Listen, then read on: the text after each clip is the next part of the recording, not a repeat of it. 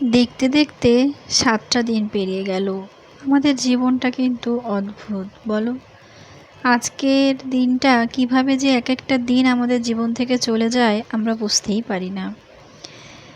High বন্ধুরা, আমি শর্মিষ্ঠা। আমার নতুন ব্লগে তোমাদেরকে অনেক অনেক স্বাগত।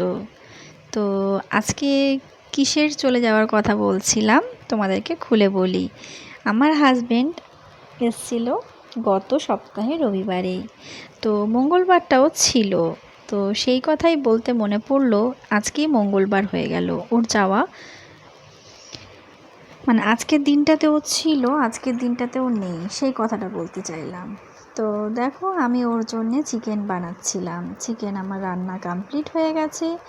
আর আগের মঙ্গলবারই আমার মেয়ের ডান্স ক্লাস থাকে, তো আমার হাজবেন্ডই ওকে ডান্স ক্লাস নিয়ে গেছিলো।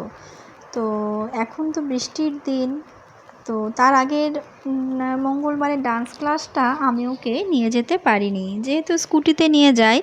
বৃষ্টি পড়লে খুব অসুবিধে হয়, ওর বাবা থাকলে একটু আগে পরে হলে জলদি করে পৌঁছে দেয়। সেই জন্য এই বৃহস্পতিবারটা ওর বাবার সাথে এই মঙ্গলবারটা ওর বাবার সাথে গেছিলো। ওদের দুজনকে দাঁড়িয়ে দিয়ে আমি হয়ে নিচ্ছি একটু ফ্রেশ। বিকাল দিকে মুখ টুক ধুয়ে একটু ফ্রেশ না হলে একদমই ভালো লাগে না। তো দেখো, আমি ফেস ওয়াশ করে নিয়েছি। আমি কিন্তু এই জনসনের এই ক্লিন অ্যান্ড ক্লিয়ারটাই ইউজ করি। সব ফেস ওয়াশ সবসময় মুখে স্যুটও করে না, বুঝতেও পারি না কি স্যুট করে কি স্যুট করে না। আমি না অতটা পরিমাণ স্কিন কেয়ারের দিকে আমি অতটা পটু নই আর কি। আমি সঠিক কিছুই বুঝে উঠতে পারি না, যেটা মনে হয় ভালো সেটাই আমি ইউজ করি। তো দেখো, ব্যালকনিটা কি সুন্দর লাগছে। একটু মেঘলা মেঘলা ওয়েদার ছিল, বৃষ্টি পড়বো হচ্ছিল, কিন্তু তাই জন্য ওর বাবা বলল মেয়েকে যে চল তোকে একটু আগেই না হয় পৌঁছে দিই। বৃষ্টি শুরু হয়ে গেলে স্কুটিতে যেতে খুবই অসুবিধা হয়। আর সবথেকে বড় অসুবিধা হচ্ছে বৃষ্টিতে ভিজে গেলে কিন্তু মা মেয়ে যেই ভিজুক না কেন, বাচ্চা হোক বড় হোক, শরীর খারাপ হয়ে যাবে। এখন সবারই ঘরে ঘরে খুব জ্বর হচ্ছে, সেটা আমার ভয়ের কারণ আর কি। কারণ কি, ওর এই সামনেই পরীক্ষা। এখন শরীর খারাপ হলে আর ওই তো কিছুই হবে না, আর কিছু পড়াশুনোও হবে না, পরীক্ষাটাও হয়তো ভালো করে দিতে পারবে না। বাচ্চা তো কি বলো তো, যতই প্রথম থেকে পড়া থাক না কেন, পরীক্ষার আগে রিভিশনটা মাস্ট। রিভিশন ঠিকঠাকভাবে দিতে না পারলে ওরা ঠিক নামিয়ে আসতে পারে না। এটা সম্পূর্ণ আমার নিজের ধারণা। অনেক বাচ্চা হয়তো এমনও আছে যে আগের থেকে পড়ে হয়তো পরীক্ষায় ঠিকঠাকভাবে করে আসতে পারে, কিন্তু আমার মেয়ে পারে না। আমার মেয়েকে রিভিশন ভালোভাবে না দেওয়ালে ও ভালো করে লিখে আসতে পারে না। তো দেখো, আমার এখন ভিডিওতে নিজেরই দেখে মনে হচ্ছে যে চুলটা দেখো আমার কতটা উঠে গেছে। কিন্তু আমার আগে এত চুল ছিল যে দুটো বিনুনি তো হতো, কিন্তু খুব মানে মোটা চুলটা ছিল আর কি। এখন অনেকটাই চুলটা সব উঠে একদম পাতলা হয়ে গেছে। জানি না, হয়তো ধীরে ধীরে চুল আর কতদিনই বা থাকবে এরকমটা। অনেক ছোট থেকেই আমার চুল লম্বা, সেজন্যে হয়তো চুলটা ধীরে ধীরে উঠে যাচ্ছে। তো যাই হোক, অনেক রকমই শ্যাম্পু বা জলের পরিবর্তন এটা ওটা লেগেই থাকে। আর বর্ষাকালে একটু চুল ওঠে, তো এই হচ্ছে ব্যাপার। তো আমি একটু ফ্রেশ হয়ে নিচ্ছিলাম যাতে করে নিজের বিকেলের কাজগুলো করতে পারি। বিকেলেও প্রচুর কাজ থাকে। তো যেদিনকে আমাকে মেয়েকে নাচের ক্লাস নিয়ে যেতে হয় সেই দিন কিন্তু আমার বেশ চাপ হয়ে যায়। তখন আমি কি করি বলো তো, সকালে যতটা পারি কাজ এগিয়ে রাখি। কিন্তু আজকে যেহেতু ওর বাবা নিয়ে গেছে, সেহেতু আমার একটু রেস্ট হয়েছে, আমার একটু ফাঁকা ফাঁকা মনে হচ্ছে নিজেকে। তো দেখো, আমি রেডি হয়ে নিয়েছি, এবার আমি লাগবো নিজের কাজে। তো আমি এমনিতে লিকুইড সিঁদুরই বেশিরভাগ পরি, আবার কখনো কখনো ইচ্ছে হলে গুঁড়ো সিঁদুরও কিন্তু আমি পরি। তো আমার এই লিকুইড সিঁদুরটা পরতে খুব সহজ মনে হয়, মানে নাকেও পড়ে না বা এখানে সেখানে লাগে না। তো সেই জন্য এটা খুব সহজে জল দিলে খুব সহজে উঠেও যায়। তো সেই জন্য আমার এই লিকুইড সিঁদুরটা পরতে সুবিধা হয়। আর খুব জলদি করে কোথাও একটা যাওয়ার থাকলে চট করে পরে নেওয়া যায়। তো দেখো, আমি ছোটোখাটোভাবে রেডি হয়ে নিয়েছি। এবার আমি যাব হচ্ছে রান্নাঘরে। দেখো, তোমাদেরকে দেখাচ্ছিলাম বাইরেটা সেদিনকে ওয়েদারটা খুব সুন্দর ছিল। আমি তখন কিছু একটা বলছিলাম, যদিও বা আমি পরে ভয়েস ওভার দেবো দেখে আর আমি কথাটা কমপ্লিট করলাম না। চলো এবার একটু আটা মেখে সমস্ত কিছুটা করে রাখি। ওরা এলে তখন আমার বর থাকলে মনে হয় কোনো কাজ করব না, শুধু গল্প করি। কিন্তু সেটা বললে তো আর চলবে না, পেট কি আর মানবে বলো, সে তো খেতে চাইবে এই সময়ে। তাই আমি ভেবে দেখলাম এখন যখন ঘরটা ফাঁকা রয়েছে আমি কাজটা একটু আগিয়ে নিই, সেজন্যে আমি আটা মেখে সমস্ত কিছুটা এগিয়ে নিচ্ছি। আর আমাদের এখানে কদিন থেকেই প্রচণ্ড পরিমাণ বৃষ্টি হচ্ছে। এই ভিডিওটা কিন্তু আমার বানানো গত মঙ্গলবারে, হয়তো তোমরা ভিডিওটা দেখতে পাবে এই মঙ্গলবার। আমি একটু আগে থেকেই ভিডিওগুলো বানিয়ে রাখি যাতে আমার দিতে সুবিধা হয়। তো আজকের দিনে কিন্তু এখানে প্রচণ্ড বৃষ্টি হচ্ছে।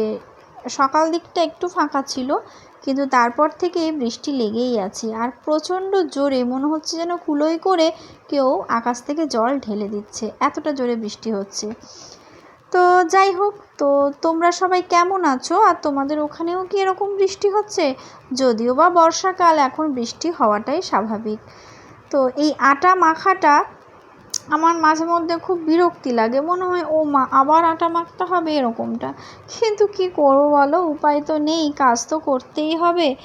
তো এটাই তো আমাদের জীবন, তাই না? আর যারা ওয়ার্কিং লেডি ওদের কথা সত্যি ভাবলে খুবই মানে নিজেকে মনে হয় আমরা যেন কিছুই করি না। কারণ দেখো তারাও তো বাইরে যাচ্ছে, প্লাস তারা বাড়িটাও সামলাচ্ছে, তাদেরকে দুটো কাজই করতে হচ্ছে। আমরা যেমন শুধু বাড়িটুকু সামলে উঠতেই আমাদের হিমশিম খেয়ে যাচ্ছি, তো সেরকমটা। যদিও বা আমাদের মেয়েদের বাচ্চাদের পিছনে অনেকটা করেই সময় দিতে হয়, বাজার হাট সমস্তটাই নিজেকে করতে হয়। যেহেতু বর থাকে না সেহেতু ঘরের সমস্ত দায়িত্বটাই হচ্ছে আমার ওপরে। ভগবানের কৃপাতে আমার দিন ঠিক চলে যায়। আশা করি ভগবানের ওপর যেহেতু ভরসা রয়েছে এবং ঠাকুরকে আমি খুবই বিশ্বাস করি, সেই জন্য আমার বিশ্বাস ভগবান আমাদেরকে ঠিকই পার করে দেবে দিন। ভগবান যখন পৃথিবীতে এনেছেন দায়িত্বটা তারই, কিন্তু আমাদেরকে প্রত্যেকটা দিনে দিশা দেখিয়ে দেওয়া। তো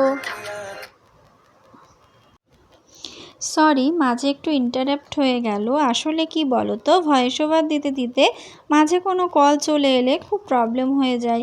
কিন্তু কি বলো তো, কলটা আমার খুবই এমার্জেন্সি ছিল, তাই আমাকে কলটা রিসিভ করতে হলো। মাঝে কথাটা কেটে গেল, মনে পড়ছে না যদিও বা, লিঙ্ক আপ করতে পারলাম না আগে কি কথা বলছিলাম। তো যাই হোক, দেখো আমার রুটির আটাটা মাখা হয়ে গেছে। আমি এবার ঢেকে রেখে আমি এবার যাব একটুখানি সন্ধে দেব। সন্ধে হয়ে গেছে, বাইরেটা দেখতেই পাচ্ছ, যদিও বা আলো রয়েছে, গরমকালে একটু বেলা করেই সন্ধে হয়। তো এই হচ্ছে আমার রুটিন। আমাকে সেই সকাল থেকে রাত পর্যন্ত কিছু না কিছু কাজ করতেই হয়। আমার মেয়েও এখন ছোট আছে, ও একটু বড় হলে না হয় মাকে হেল্প করবে, তবে ও নিজের কাজটুকু নিজে করে নিতে পারলেই আমার মনে হয় অনেকটা হেল্প করা আর কি। তো দেখতে দেখতে দিনগুলো চলে যায়। আজকে আমার হাজব্যান্ড কাজের জায়গায় চলে গেছে। এই ভিডিওটা দেখলে বারবার মনে হচ্ছে যেন ও বাড়িতে ছিল, খানিকক্ষণ পরই হয়তো আসতো। তো দেখো আমি সন্ধে দিতে চলে এসেছি ঠাকুর ঘরে। সন্ধে দিয়ে আমি কিন্তু এবার অন্যান্য কাজগুলো করব। সন্ধে দেওয়ার সময় হয়ে গেছিলো, তাই রুটির আটাটা মেখে আমি চলে এসেছি সন্ধে দিতে। একটু জামা কাপড় পরিষ্কার পরে, যেহেতু ওই জামা কাপড়টায় আমরা দুপুরের ভাত খাই, মাছ মাংসর ছোঁয়া নাড়া সবটাই হয়, সেজন্য আমি একটু গায়ে জল দিয়ে অন্য ড্রেস পরে আমি সন্ধেটা দিয়ে নেব। যেহেতু এখন গরমকাল অসুবিধে হয় না, কিন্তু শীতকালে তো আর গায়ে জল দেওয়া যায় না, সেজন্যে জামা কাপড়টা ছেড়ে নিলেই ভালো হয়। আবার কোনো সময় অসুবিধা হলে না ছাড়লেও ঠিকই আছে, মানে চলে যায়। আসলে কি বলো তো, আমাদের মনের কাছেই সব গড়া। আমরা যদি মনে করি আমরা পবিত্র, আমরা মন থেকে ঠাকুরকে ডাকবো, তাহলে হয়তো ঠাকুর সব ডাকাতেই সাড়া দেবেন। কারণ কথাতেই আছে, তুমি যদি বাথরুমে বসেও ঠাকুরের নাম জপ করো এবং সেটা যদি হৃদয় থেকে করো, তোমার সেই নামে ঠাকুর নিশ্চয়ই সাড়া দেবেন। কিন্তু তুমি যদি শুদ্ধ হয়ে মন্দিরে বসেও ঠাকুরের নাম নিচ্ছ আর এদিকে মনে মনে তুমি অন্য কিছু চিন্তা করছো, তাহলে কিন্তু সেক্ষেত্রে ঠাকুর পাওয়া অত সহজ নয়। তো এই হচ্ছে ব্যাপার। তো দেখো আমি সন্ধেটা দিয়ে নিই, তারপরে আমি অন্য কাজ তোমাদের সাথে শেয়ার করব। তো অনেকেই তোমরা দেখে বলবে যে দিদি ভাই বাইরেটা তো আলো হয়ে আছে, তাহলে তুমি এখন সন্ধে দিচ্ছ কেন? ওই যে বললাম একটু আগেই আমি সন্ধেটা দিয়েছিলাম। যাতে করে সন্ধেটা নামার আগে আমি মানে অন্ধকার হয়ে গেলেও সন্ধে দিই, কিন্তু আজকে একটু তাড়াতাড়ি, আমারও পরে ভিডিওটা দেখে এখন মনে হচ্ছে যেন একটু তাড়াতাড়ি সন্ধেটা হয়ে গেছিলো। তো দেখো আমি এইদিকে আমাদের যে বসার ঘরটা রয়েছে সেই বসার ঘরেও কিন্তু আমি একটু, আমার এখানে দুয়ারে ঢুকতেই একটা দুর্গা ঠাকুরের ছবি আছে। আমি দুর্গা ঠাকুরের ওপরে প্রতি আমার অগাধ বিশ্বাস। ঠাকুর না চাইলে হয়তো আমি আজকে পৃথিবীতেই থাকতাম না। তো সেই জন্যে দুর্গা ঠাকুরের কাছে আমাকে কিছু বলতে হয় না, ঠাকুর অজান্তেই সব জেনে যায়, ঠাকুর আমার মনের কথা। তো সেই জন্যেই আমি ঠাকুরের প্রতি আমার অগাধ বিশ্বাস।